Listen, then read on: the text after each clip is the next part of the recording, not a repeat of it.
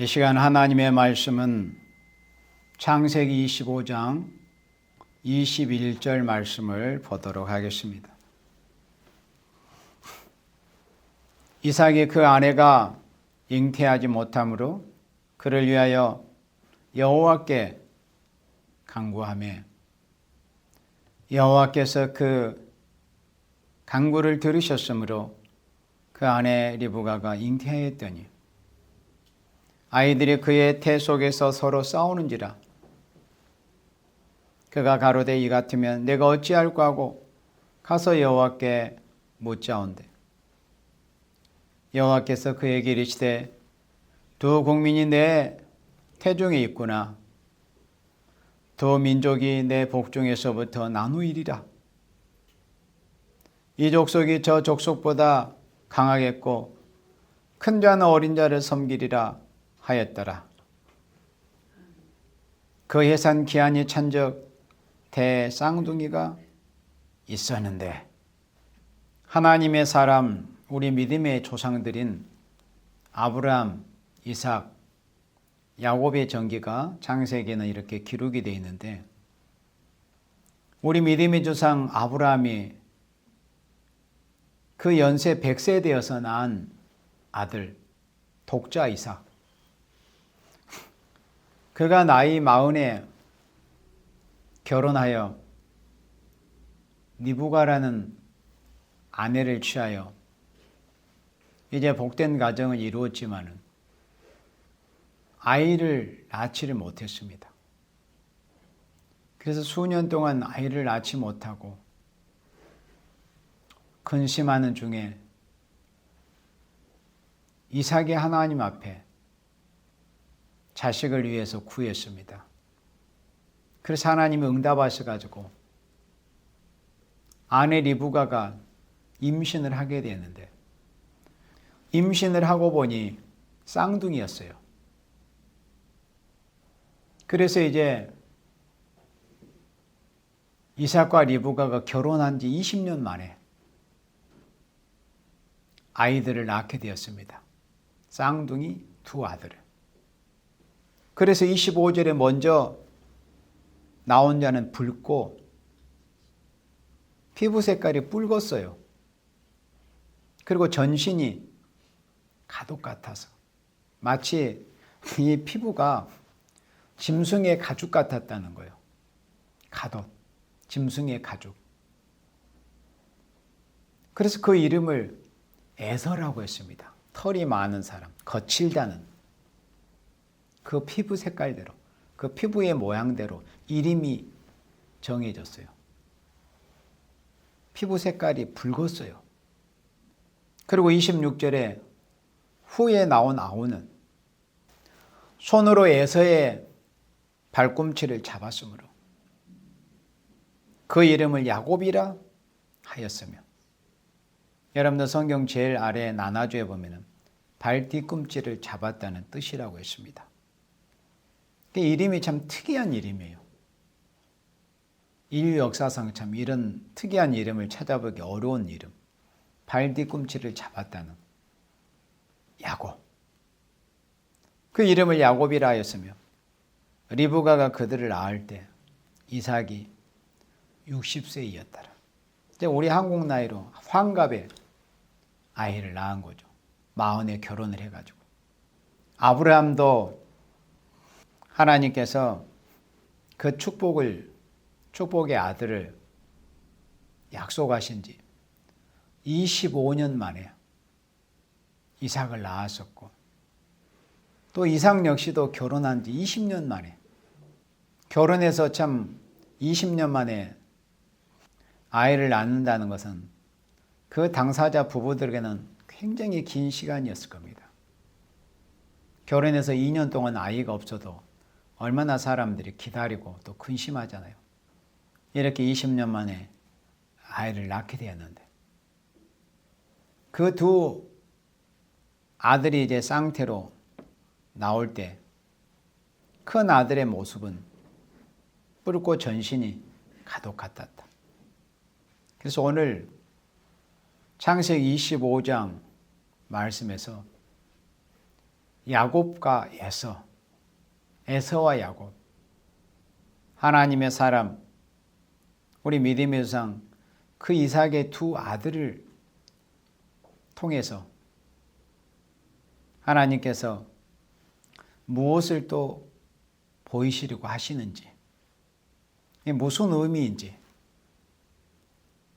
오늘은 야곱과 에서에 관한 말씀을 성경 본문을 읽어가면서 살펴보도록 하겠습니다. 두 사람의 생김새가 이렇게 태어날 때부터 한 쌍둥이 형제지만 사뭇 달랐습니다. 피부 색깔에서부터, 피부에서부터. 야곱은 또 털이 없는 매끈매끈한 사람이라고 그렇게 성경에 기록이 되어 있습니다. 그런 모습들이 야곱과 에서의 그런 처음 태어날 때 그런 본질적인 그런 모습이었습니다. 그런데 태어날 때 그들의 그 본질적인 모습 그대로 여기 27절에서부터 읽어보면은 그들의 성향이 드러납니다. 야곱과 에서의 성향이 드러나요. 그들의 생김새대로 27절에 그 아이들이 장성하며 에서는 익숙한 사냥꾼인 고로 들 사람이 되고, 그 에서는 태어날 때부터 마치 그 피부가 짐승의 피부처럼 털이 많고 마치 짐승의 피부인 것처럼 그런 모습으로 태어났는데, 실제로 그가 하는 일, 하는 그 직업, 업으로 삼았던 것이 바로 사냥이었습니다. 익숙한 사냥꾼이 되어서 들 사람이 되었다고 그랬습니다. 그런데 반대로 야곱은 종용한 사람이었습니다. 아주 조용히 지내는 사람이었다는 거예요. 그래서 밖으로 돌아다니지 않고 장막에 주로 거했습니다. 가정적인 사람이었죠. 어머니를 돕고 가사를 돕고 장막에 거했고. 그런데 이삭은 에서의 사냥하는 고기를 좋아했습니다. 그리고 우리 믿음의 선진 이삭은 아마 이 고기를 좋아하시는 분이었던 것 같아요. 그래서 그 아들의 성향에 따라서 부모가 사랑하는 아들도 이제 이렇게 정해지는 거예요. 고기를 좋아하는 아버지는 사냥을 잘해온 에서를 더 예뻐해주고 사랑해주고, 또 어머니 리브가는 장막에 거하면서 가사를 많이 듣고 가정적이고 성품이 조용한 그 야곱을 더 사랑했습니다. 야곱은 성품이 조용한 사람이긴 하지만, 여기를 보면 야곱이 굉장히 조용한 사람 같지만 야곱은 그 내적으로는 누구 못지않게 강한 사람이었어요. 그리고 에서는 밖으로는 굉장히 호나마처럼 사냥이나 하러 다니고 멋지게 그렇게 하고 다녔지만 또 내적으로는 약한 사람이었어요. 성경을 읽어보니까. 그래서 결국에는 그들의 성향이 이렇게 태어날 때의 모습처럼 그들이 자라서 성인이 되었을 때 그들의 그 성향이 이렇게 보여졌습니다. 사냥하는 사람이 되었어요. 이 사냥을 하러 다니다 보면은 들 짐승을, 이제 날 짐승을 도구를 사용해서 이제 잡다 보면은 그 짐승의 피 냄새를 자연히 맡게 되는 거죠. 그 붉은 피를 흘리는 것을 자주 보고, 또 짐승의 그 피를 자주 흘리게 되고, 그 피 냄새, 그 피 비린 냄새에 익숙한 그런 사람이 되었습니다. 피 흘리기를 좋아하는 사람. 그리고 에서는 장막에서 조용히 거하는 그런 내실 있는 그런 사람이었습니다. 야곱은 장막에 거하는 조용한 내실 있는 그런 사람이었습니다. 29절에 야곱이 죽을 쑤었더니 에서가 들에서부터 돌아와서 심히 곤비하니. 이제 한날은 야곱이 장막에 거하면서 죽을 쏘아서 이 죽이 뭐냐면 팥죽이었습니다. 팥죽 색깔이 붉잖아요. 죽을 쏘가지고 있었는데 에서가 이제 사냥하러 여기저기 돌아다니다가 많이 이제 기운이 빠져서 지쳤는가 봐요. 그래서 에서가 들에서 돌아와 심히 곤비하여 이제 제대로 먹지도 못하고 힘이 기운이 쫙 빠진 상태, 그런 곤비한 상태에서 30절에 야곱에게 이르되 내가 곤비하니 그 붉은 것을 나로 먹게 하라. 자, 그러니까 이 성경을 읽어보면 참 재미있는 이런 모습이기도 한데, 에서가 태어날 때 그 모습, 그 피부 색깔이 붉고 마치 짐승의 가죽과 같이, 그러니까 가독과 같은 그런 피부를 가지고 태어났는데, 또 그의 모습처럼 사냥하기를 좋아하고 또 피 흘리기를 좋아하고 붉은 피를 흘리는 그런 걸 좋아하는데, 자기의 그 성향에 따라서 그 입에서 나오는 그 말도 그대로 보여지는 것을 우리가 알 수 있습니다. 예수님께서 그렇게 말씀하셨죠. 마가복음 7장에서 사람이라는 것은 그 사람 속에 있는 것이 결국은 나오게 된다.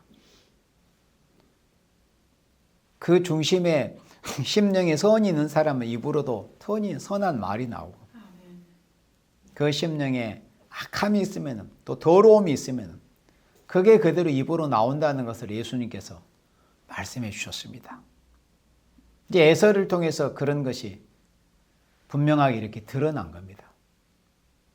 그래서 귀양이면 보통 사람 같으면은 자기 아우 야곱에게 내가 배가 고프니까 네가 수고해서 쓴 죽 좀 나한테 주라. 또는 아니면 뭐 더 구체적으로 팥죽을 좀 줄래? 이렇게 했을 거 아니요. 그런데 에서는 자기의 그 모습과 그 내적 성향에 따라서 아니나 다를까 입으로 나오는 그 말 자체가 그 붉은 것을 나에게 먹게 하라고 이렇게 표현을 했습니다. 사람이라는 것은 그 성향이 그렇게 중요합니다. 성향. 이사야 66장 18절 말씀에서 보면은 인간 종말이 하나님께서 그 많은 그 열국 백성 중에서 불러 쓰시는 사람이 있는데, 그 검열하는 기준이 이제 성경에는 여러 구절에 기록이 되어 있는데, 이사야 66장 18절에서는 소위와 사상을 보신다고 했어요. 소위와 사상. 그러니까 그 사람의 그 내면이 어떠하느냐, 무엇을 추구하고 어떤 생각과 어떤 주의를 가지고 있는가, 그 소위와 사상을 검열하신다는 것을 말씀하셨어요. 그 사람이란 것은 무릇 어떤 생각, 내 생각이 좀 정리돼서 구체화된 것을 약간 좀 고급스러운 표현으로 사상이라고 그러는 거예요. 그 한자적인 표현 자체가 생각사, 생각상이니까 사상, 생각. 생각이 정리된 게 바로 사상입니다. 그런데 이 에서는 그 평소 생각하는 게 태어날 때부터 그 성향대로 생각을 할 수밖에 없었어요. 지금 이 신학시대처럼 성령을 받아서 성령 받기 전 예수님을 영접하기 전에는 마치 개차반처럼 망나니처럼 그렇게 하고 다녔을지라도 예수님이 영접하고 성령 받아서 참 중생 받아서 새 사람, 개가천선한 그런 새 사람이 되었으면은 태어날 때 뭐 성향이 어쨌든지 간에 성령의 그 역사를 통해서 사람이 바뀔 수 있는데, 이 에서는 그런 사람이 되지를 못했어요. 태어날 때 그 성향 그대로를 그렇게 보이고 살았습니다. 그래서 같은 죽을 놓고라도 이 에서는 그 붉은 것을 나로 먹게 하라. 그러니까 이미 그의 심령은, 그의 성향, 그의 심령은 이 붉은 상태가 된 거예요. 태어날 때부터 피부 색깔도 붉었고 또 피를 좋아하는 사냥꾼이 되었고, 그래서 온통 이 에서의 삶은 붉은 곳으로 그냥 들어차 있는 그런 삶이었어요. 그러다 보니 입에서 나오는 게 그런 성향에 따라서 그런 소리가 나올 수밖에 없는 거예요. 우리의 입술이라는 것은 심령에 있는 것을 밖으로 내어 뱉는 이 나팔에 불과한 겁니다. 우리의 입이라는 것은. 입 자체에서 생각이나 말이 나오는 게 아니잖아요. 그 사람 심령 속에서 있는 게 입을 통해서 나팔을 통해서 나오는 거니까.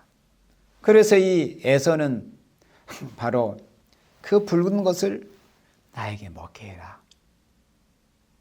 그러므로 에서의 별명, 그러니까 별명이라는 게 자기 이 본 이름이 있는데 달리 사람들이 부르는 것을 별명이라고 그러잖아요. 다른 이름. 본래 이름은 에서예요. 그 부모가 그 피부 색깔이 붉고 거친 것을 보고 에서라고 지어줬는데, 그런데 이제 다른 이름이 또 하나 생기게 된 거예요. 왜? 그 팥죽을 보고 붉은 것을 달라고 했다고. 그것 때문에 에서의 별명은 에돔이 되어버렸습니다. 그러니까 실제로 태어날 때 그 모습이 결국 이름이 되어버리고, 그의 생활이 그의 이름이 되어버리고, 그의 성향이, 그의 사상이 그의 이름이 되어버렸어요. 이게 아주 중요합니다. 그런 모습들이 요한계시록 6장에서 4대 병마로 보여진 거예요. 예수님께서 첫째 인을 떼실 때 흰말이 나왔어요. 그 흰말은 기독교 복음주의입니다.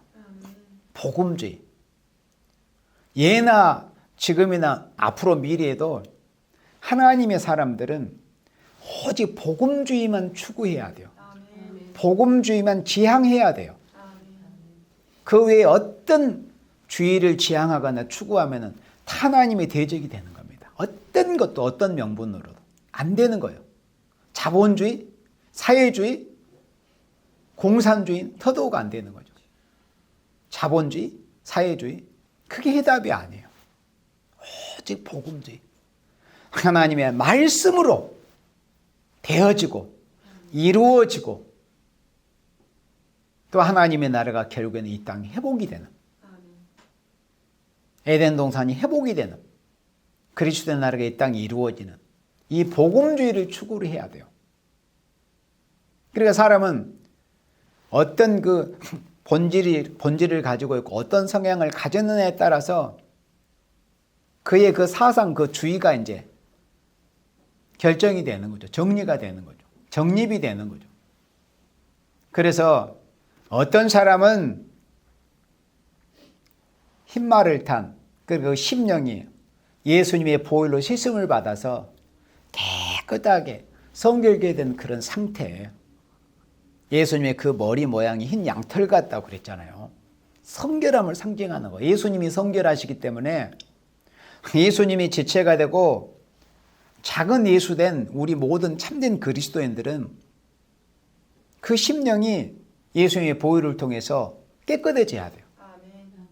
그래서 흰말을 타게 되는 거예요. 희고 깨끗함, 성결함. 그리고 기독교는 성결이에요. 성결. 성결주의. 성결주의, 복음주의. 그래서 기독교 복음주의는 흰말로 나타났어요. 그 기독교가 나머지 붉은 말. 그러니까 이 붉은 말의 영적 계통의 조상이라고 할 수 있는 한 사람이 에서예요. 뭐 그 외에도 뭐 니무롯이나 그런 자들도 물론 이제 우리가 말을 할 수는 있겠지만은 아주 구체적으로 세밀하게 이런 모든 그 성향과 보여지는 모습에서, 그리고 뭘 네가 택할 것인가 이런 걸 봐도 확실히 에서는 이 유물주의자들의 영적 계통의 조상이라고 할 수가 있어요. 그래서 요한계시록 6장에 그런 성향이 4대 병마로 보여줬습니다. 붉은 말은 왜 붉습니까? 에서처럼 그 생각이 피 흘리기를 좋아해요. 고귀한 사람의 생명을 죽이고 파리 목숨보다도 못하게 여기고 피 흘리기를 좋아하는 그런 성향. 그래서 이 에서의 성향처럼 이 하나님이 없다고 하는 무신론 공산주의가 계시록 6장 3절로 4절에서는 붉은 말로 보여줬습니다. 그럼 왜 자본주의는 검은 말로 보여줬을까요? 그 마음이 탐욕으로 가득 차 있는 거예요. 탐욕으로. 그래서 검은 말로 욕심을 상징하는 시커먼 그런 탐욕, 욕심을 상징하는 색깔이 바로 검은색이 아닙니까? 저 사람 마음이 시커멓다고 그랬잖아요. 그래서 자본주의가 검은 말로 보여줬습니다. 탐욕스러운 자본주의, 경제권의 세력. 경제권으로, 경제력으로 모든 것을, 물질로 모든 것을 해보려고 하는 것. 물질을 신으로 삼고, 또 물질을 힘으로 삼으려고 하는 이런 자들. 우리는 뭘 힘으로 삼아요? 우리 하나님의 말씀, 우리가 예수님의 이름, 하나님 여호와의 이름, 성 삼위의 이름을 우리가 힘으로 삼고 의지하려고 하잖아요. 이게 기독교 복음이에요. 그러면 또 더 한 가지 다른 또 한 말이 마지막에 나는 무슨 말이요? 청황색 말 아닙니까? 청황색 말. 청황색 말이 뭐예요? 살려주는 것 같지만은 죽이는 색깔의 청황입니다. 헬라 언어의 그 의미가 정확하게 그렇게 적용이 돼서 기록됐어요. 크로로스. 녹색을 띈 것 같기도 하지만은 죽이는 색깔처럼 그런 이 붉은 주황 색깔 같아. 그러니까 얼핏 보기에는 주의하지 않고 보면은 살려주는 색처럼 보이는 게 청황색이에요. 종교적인 색채를 가지고 교회 안에 침투해 가지고 평화다, 사랑이다, 평등이다. 하나님은 사랑이시지. 근데 하나님은 사랑이시라는 것을 정확하게 우리가 표현을 해야 되잖아요. 하나님은 진리의 사랑이시지 무슨 어떤 혼잡한 사랑이 아니잖아요. 그런 그 혼잡한 협상주의, 혼잡한 계율적인 협상주의가 청황색 말로 보여졌어요. 그래서 이 4대 병마의 근원이 구약 성경에서 다 이렇게 보여진 겁니다. 모두가. 그래서 에서가 입으로 하는 말, 하고 다니는 행동, 또 이 피부의 색깔, 이런 모든 것들이 다 일관되게 붉은색을 띠고 있었어요. 그런 영적 후손이 바로 오늘날의 붉은 무신론, 또 유물론자인 이런 공산주의가 사도들과 선지자들의 애언대로 요한계시록을 통해서 붉은 말로 보여지게 된 겁니다. 그 다음 31절 봅니다. 야곱이 가로되 형의 장자의 명분은 오늘날 내게 팔라. 자, 그러면은 우리가 성경 말씀을 볼 때 사람들이 하나님의 말씀, 성경 말씀을 뭐 전하고 변론하고 논하고 자기 어떤 성경 말씀을 자기가 본 주관적인 그런 의견들을 말할 때 이제 많은 오류들이 이제 있잖아요. 우리가 완전하게 되기 전에는. 근데 이 성경을 말을 하면서도 왜 그런 오류들이 발생하냐면은 성경을 제대로 읽지 않는 데서 기인합니다. 대체적으로. 성경을 자세하게 제대로 안 읽어본 거예요. 그러면 여기서도 똑같아요. 이 대체적으로 야곱이 마치 도둑놈처럼 이 많은 설교자들이 야곱을 도둑놈 취급을 많이 해요. 뭐 다 그렇지는 않지만. 왜 그럴까요? 성경을 자세하게 자기가 제대로 읽지를 않고 어떤 오랜 세월, 수십 년이나 수백 년이나 오랜 세월 어떤 그게 이제 어떤 전통적으로 이어 내려온 그런 이론들을 여과 없이 성경 말씀에서 성경 말씀을 필터로 사용해 가지고 필터링을 해 가지고 어떤 누가 하는 말이 성경적으로 맞는가 맞지 않는가 이걸 필터링을 해야 되는데 그렇게 하지 않고 그냥 자기가 성경을 제대로 자세하게 읽어보지 않고 다른 사람이 하는 말만 계속 생각 없이 듣다 보니까 그런 오류들을 결국에는 말을 하게 되는 거예요. 천사 타락도 마찬가지예요. 천사 타락도. 또 그 외에도 성경에서 여러 가지가 있어요. 또 반석을 2번 친 것도 그렇고. 또 여기 창세기 25장 31절에 야곱이 가로되 형의 장자의 명분은 오늘날 내게 팔라. 그러면은 원래 장자권을 누가 받았죠? 28절에 두 민족이 내 복종에서 나누리라. 이 족속이 저 족속보다 강했고 큰 자는 어린 자를 섬기리라. 그러니까 원래 장자권은 하나님께서 야곱에게 주시기로 예정을 해 놓으셨어요. 큰 자가 작은 자를 섬긴다는 거. 작은 자는 야곱을 지칭하는 거거든. 야곱이 장자가 된다는 거. 하나님 앞에 태어나는 순서로는 동생 아우로 태어났어요. 그렇지만은 하나님의 주권적인 그 역사에서는 하나님께서 차자로 태어난 야곱에게 하나님이 장자권을 이미 부여해 놓으신 상태예요. 그러니까 원래 그러면 장자권이 누구의 것입니까? 야곱의 것이잖아요. 그런데도 여기 25장 31절에 야곱이 형의 장자의 명분은 오늘날 내게 팔라.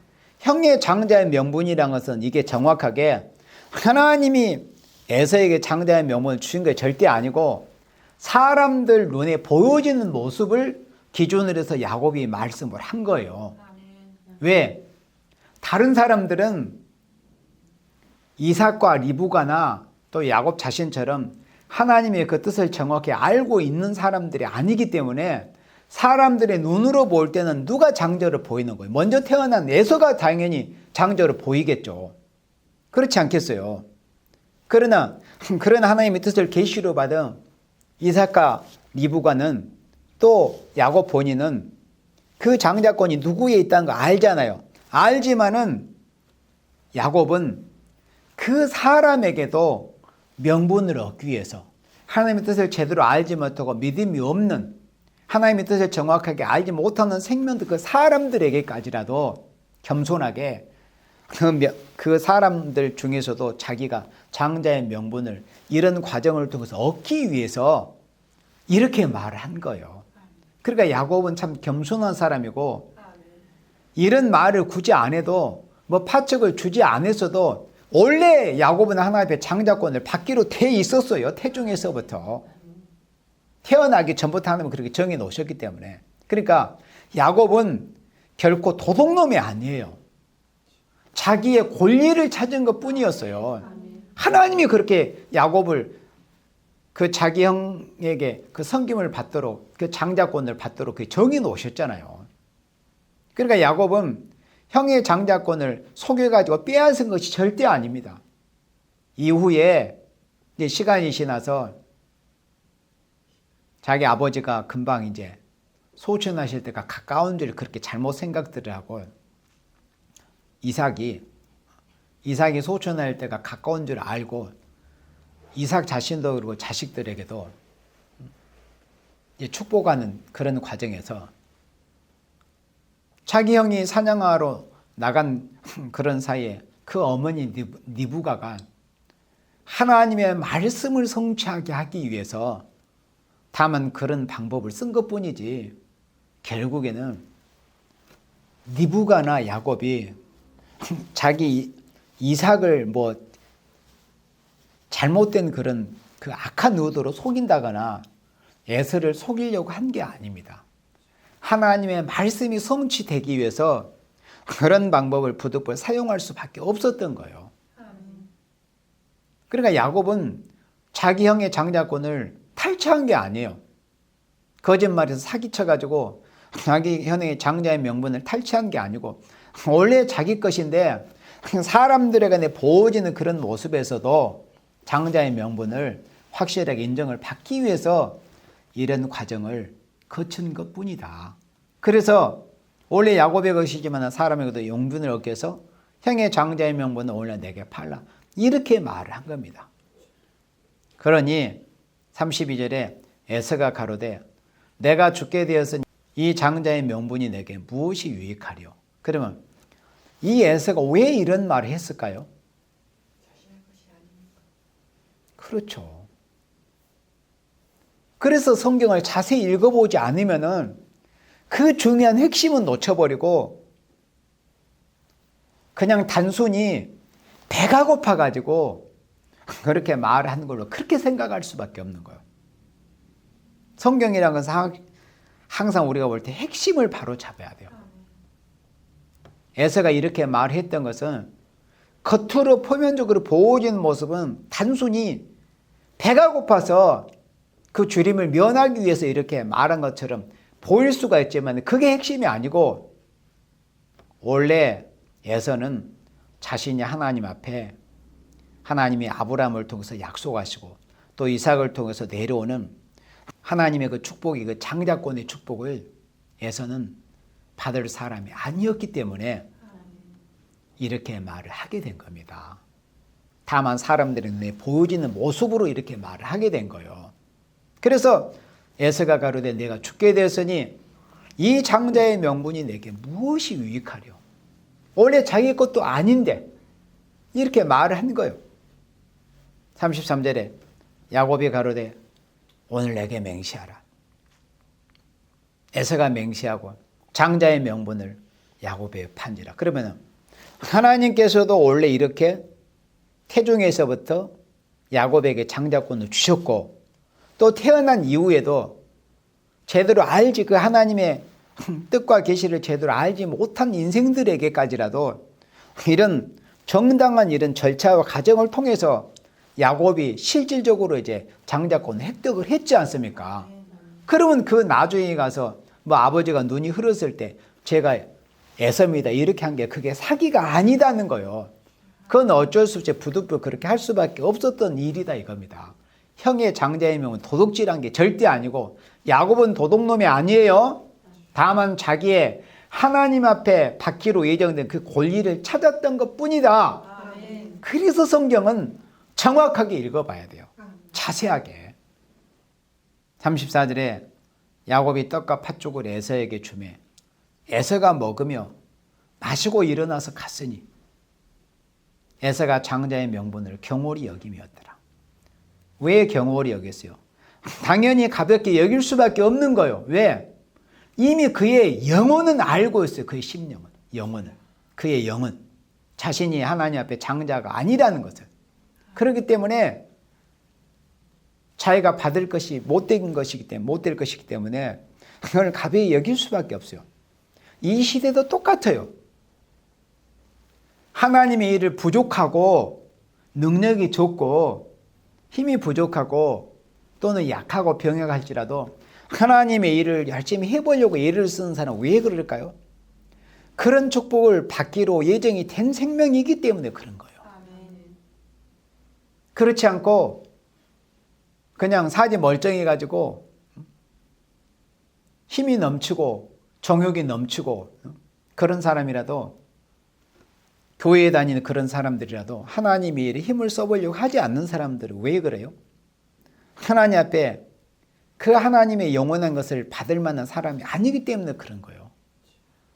또 교인들 중에도 세상 것이나 탐하고 발람처럼 물질이나 탐하고 뇌물이나 탐하고 불의한 재물이나 탐하고 그 욕심이나 자기 배에 채우려고 하는 사람은 왜 그럴까요?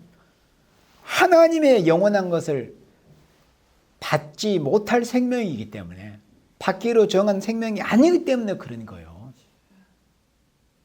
에서와 야곱을 통해서 분명히 보여지잖아요. 야곱은 자기가 수고하고 희생해서 팥죽을 썼어요. 자기가 뭐 아무 수고 없이 그냥 거저 얻게 된 것을 자기 형한테 준 게 아니었어요. 그 팥죽을 쓰려면은 팥 농사도 지어야 되겠죠. 그리고 또 여러 가지 그런 과정을 통해서 팥죽이 쑤어지지 않겠습니까? 또 불을 뗄 나무도 해야 되고 또 뜨거운 그런 가마솥 옆에서 그 더운 것도 감내해야 되고 이런 과정을 통해서 자기의 희생의 결과물을 이 세상에 눈에 보이는 희생의 그 결과물, 이 세상적인 그것을 자기가 희생을 하면서 하나님의 것을 받고자 했던 그런 우리 믿음의 선진이 바로 누구예요? 야곱이라고 하는 거예요.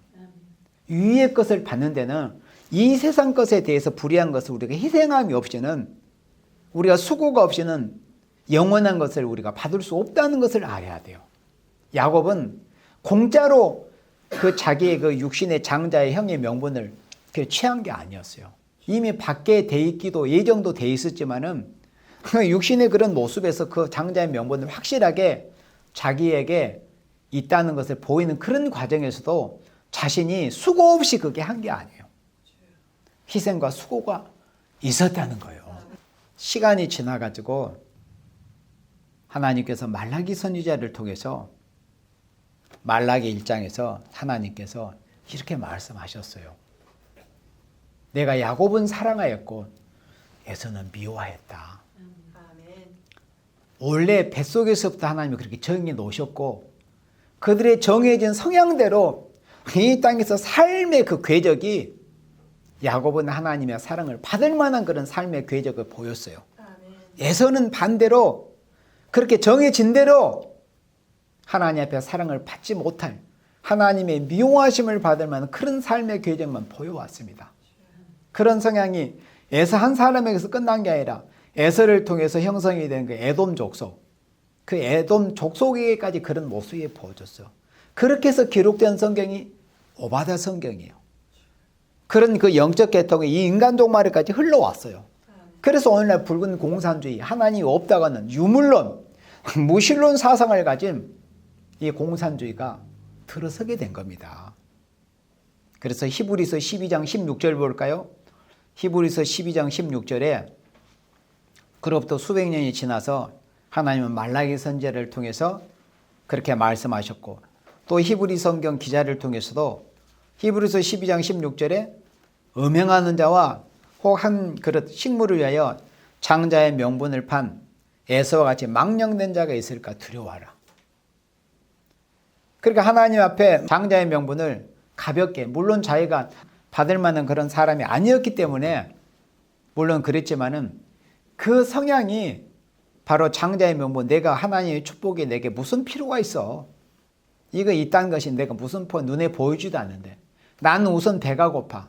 내 줄임배를 채워주는 게 나에게는 좋은 거야. 그런 모습을 보이는 모습이 바로 망령된 자들의 모습이에요. 그러니까 하늘의 영원한 축복을 받지 못할 생명들은 다 이런 모습, 이런 성향을 보이게 되는 거예요. 그러나 야곱처럼 하나님의 축복을 받기로 예정이 된 그런 생명들은 이 땅에서 그 삶의 궤적이 하나님의 축복을 받을 그런 모습을 보이게 되는 겁니다. 17절에 너희 아는 바와 같이 저가 그 후에 축복을 기업으로 받으려고 눈물 흘리며 구하되 버림바가 되어 회개할 기회를 얻지 못하였느니라. 회개할 수도 없게 되었던 것입니다. 그래서 결론적으로 에서의 별명이었던 붉은 에돔, 에서의 별명이 에돔이잖아요. 에돔은 북다는 뜻입니다.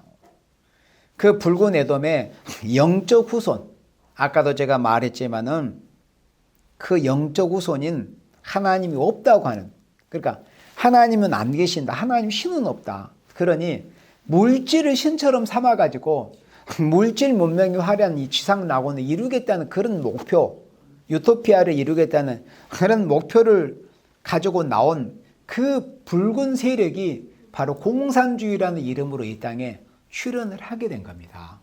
그게 요한계시록 6장에서 그런 공산주의로 보여준 겁니다. 그러면 야곱은 어떻습니까? 야곱은 우리가 선지서를 읽어보면은 우리 믿음의 상 아브람, 이삭보다 비교할 수 없을 만큼 훨씬 더 많은 횟수에서 하나님이 야곱을 불러주셨어요. 이스라엘의 본 이름 야곱. 그럼 왜 굳이 아브람도 있고 야곱, 이삭도 있는데 하나님이 계속 야곱 그렇게 하실까요? 그 이제 민족을 부르는 이름이기도 했지만은 야곱과 같은 그런 신앙, 그런 사상을 가진 생명들이 하나님이 아브람과 이삭과 야곱에게 약속하신 이 아름다운 새 땅의 축복을 받을 것이기 때문에 하나님께서 선지서에 그런 아름다운 새 땅의 축복을 받을 생명들에게 야곱이라는 그런 이름을 불러주신 겁니다.